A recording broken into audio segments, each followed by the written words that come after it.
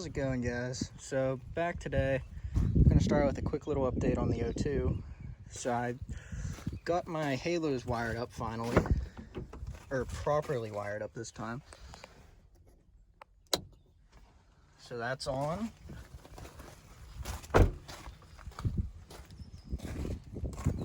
It's hard to see, but now these are on. So it'll be a lot cleaner, a lot easier to use them instead of hardwiring them to the battery for show.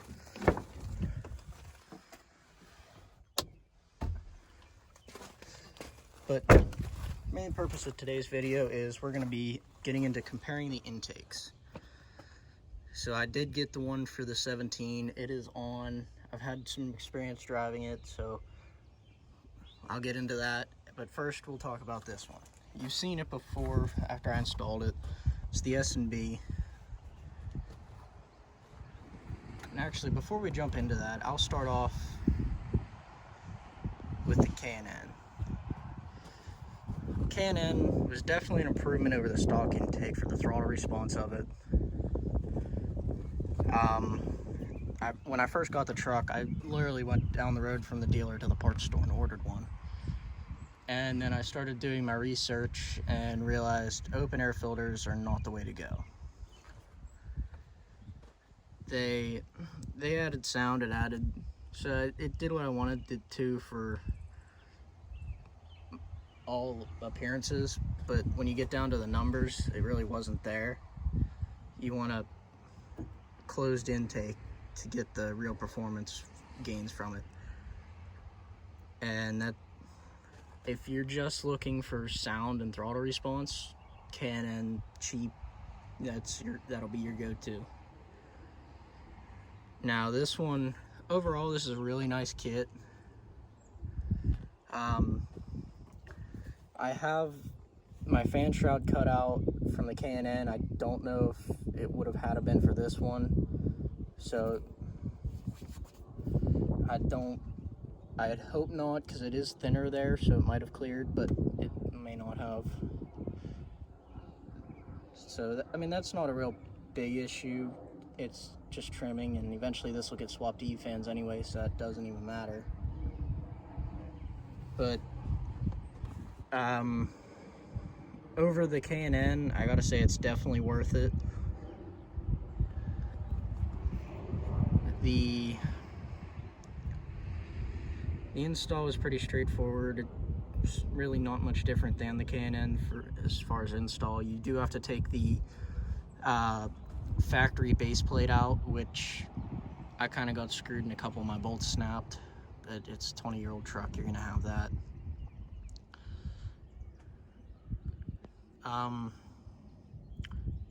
The only thing I really noticed a difference was it deepened the exhaust note a little bit, which I'm actually happy about. Other than that, I can't really notice much difference, and I never really did the math on the K&N to see what kind of gas mileage I got with it, and I haven't done the math with this one either. I wish it had it in the cluster, but it doesn't. Couple main complaint for this one is the fitment of the box.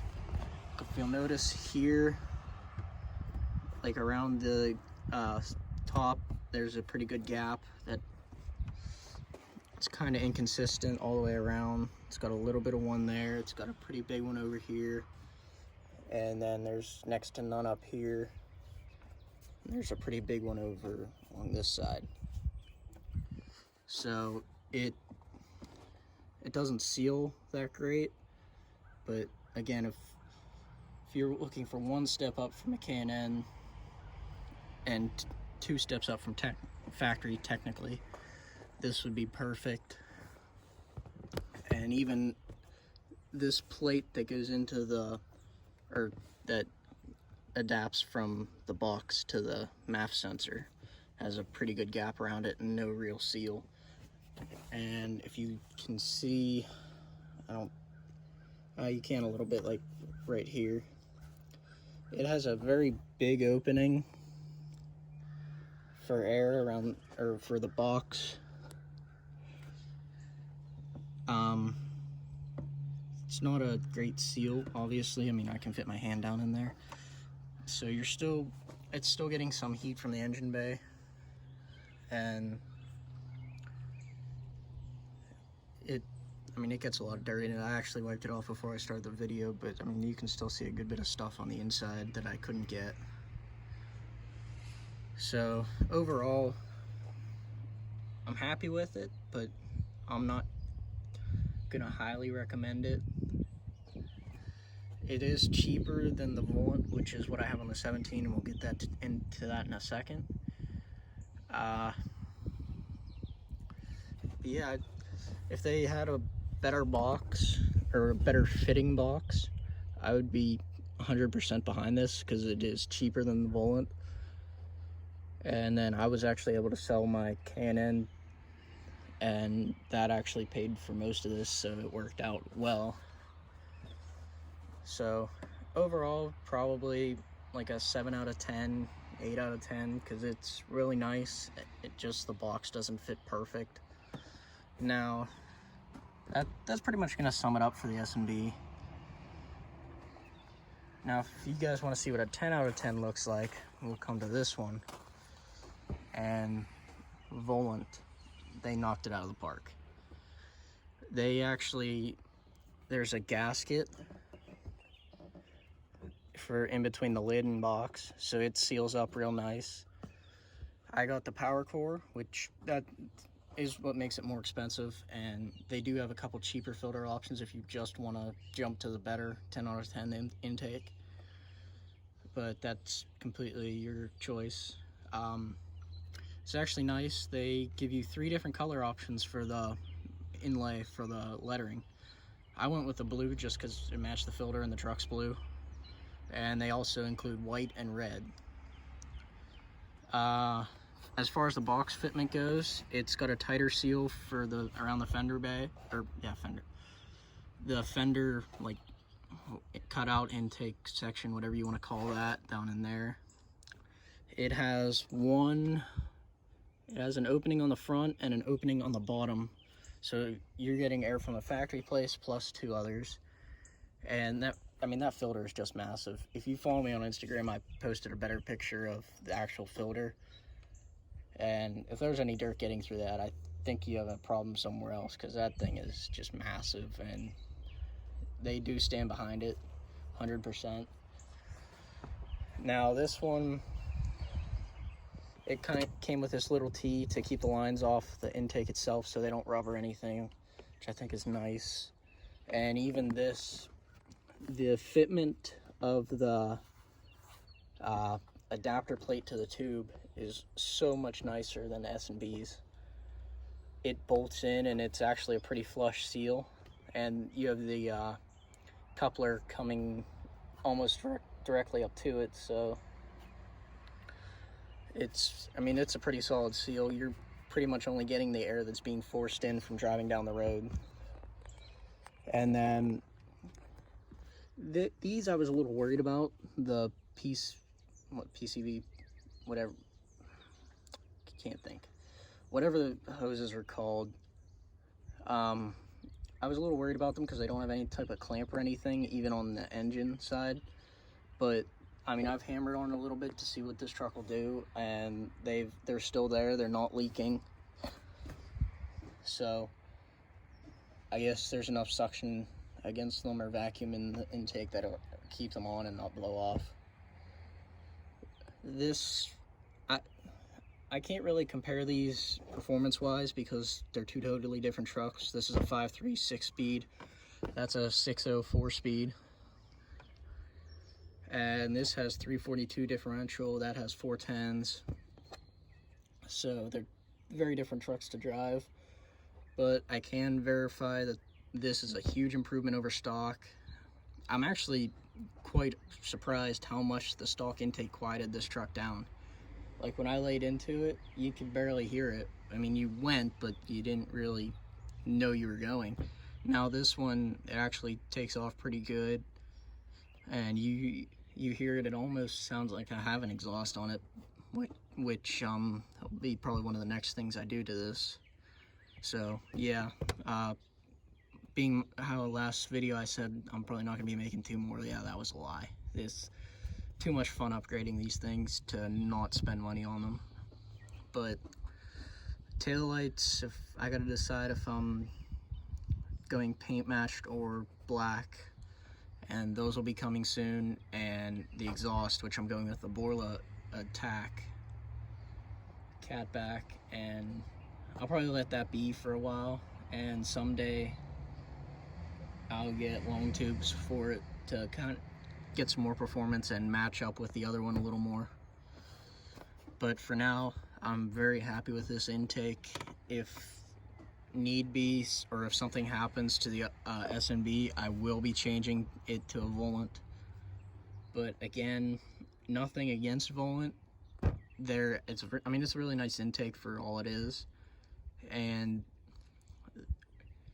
the only complaint is the fitment of the house or the box, but that's not going to create a huge difference compared to like the open filter K&N. But if you guys have the money, really money is the only difference.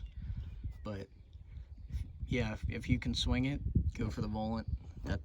That one's got my approval all the way. And otherwise, on to upgrades for this one. I have new speakers setting here, if I can get in.